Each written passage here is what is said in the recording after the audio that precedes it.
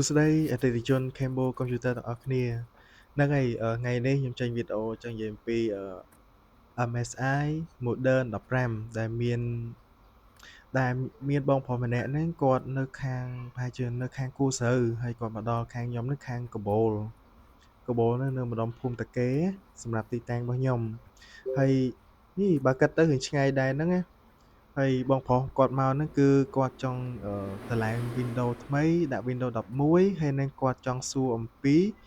keyboard របស់គាត់ហ្នឹងគឺមានបញ្ហាហ្នឹងមិនគឺថាkeyboard គាត់ហ្នឹងទៅ print screen ទៅស្មើនឹង delete ចង់និយាយថាវាខុស map ខុសអីរបស់គេអញ្ចឹងដូចថាយើងចុច pick up ទៅវាចូល pick down អញ្ចឹងណា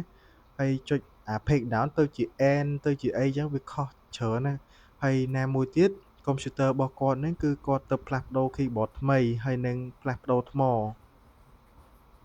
ហើយមួយទៀតហ្នឹងសម្រាប់ Windows របស់គាត់ហ្នឹងក៏មានបញ្ហាដែរ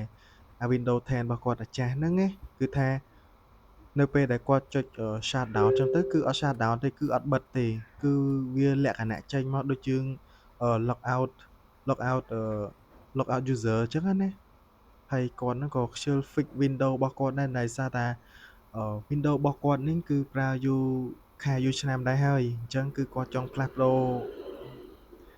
Windows 11ហ្មងទៅហើយខ្ញុំហ្នឹងក៏ចាប់ផ្ដើមតម្លើង Windows ឲ្យគាត់ហើយបងប្រុសហ្នឹងក៏មិនសូវត្រូវការកម្មវិធីអីច្រើនដែរគឺត្រូវការកម្មវិធីធម្មតាទៅគាត់ប្រាប់ថាដាក់កម្មវិធីធម្មតាទៅបានហើយខ្ញុំក៏ចាប់ផ្ដើមដាក់ទៅពេលតម្លើង Windows វិញនេះហើយក៏ខ្ញុំចាប់ផ្ដើម remap ឲ្យត្រូវដែលថា keyboard ដែលថាមាននៅលើ keyboard ហ្នឹងទៅដូចថា print screen គឺ print screen មកអត់មាន print screen ទៅ delete ឬក៏ pick up pick down អីទេគឺកែសម្រាប់ការកែហ្នឹងក៏មិនចំណាយពេលយូរដែរគឺមួយផ្លែតដែរទេហើយហ្នឹងហើយបងប្អូនចង់បញ្ជាក់តិចសម្រាប់ខាងខ្ញុំក៏មានផ្លាស់ប្ដូរអេក្រង់ផ្លាស់ប្ដូរ keyboard ផ្លាស់ប្ដូរថ្មចឹងដែរណាគឺថាត្រូវការ upgrade អីក៏មានដែរអត់តែបងប្អូនត្រូវការប្រាប់ខ្ញុំមកគឺខ្ញុំអាចធ្វើបានទាំងអស់និយាយទៅហាងខ្ញុំរឿងតូចមែនប៉ុន្តែមានសេវាកម្មដូចគេដូចឯងអញ្ចឹងគឺថានិយាយទៅអត់ខ្វះទេត្រូវការអីគឺមានហ្នឹងអញ្ចឹងណាហើយសម្រាប់តម្លៃក៏ដូចគេដូចឯងដែរគឺថាមិនលើសហើយក៏មិនខ្វះអីដែរពេលខ្លះខាងខ្ញុំក៏វារឿងតម្លៃរឿងទាបដែរជាងគេដែរអញ្ចឹងណា